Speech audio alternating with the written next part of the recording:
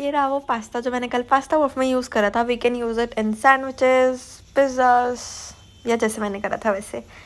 इसके अंदर हम बहुत कम इंग्रेडिएंट डालेंगे. सबसे पहले थोड़ा सा बटर लिया, फिर उसके बाद mayo, pizza pasta sauce, cheese कोई भी, और थोड़ा सा oregano chilli flakes for taste. नमक, काली मिर्च भी डाल सकते हैं. अब सब्ज़ी डालिए नहीं डालनी है आपकी मर्जी है. और हम डालेंगे बॉइल्ड पास्ता एंड डन. ये यूज़ करा था कल मैंने, जो आप बोला था शेयर कर दो. Yummy yummy in my tummy. यही याद आ रहा है इसके बाद. लाइक करो, कमेंट करो, शेयर करो, नए हो तो सब्सक्राइब.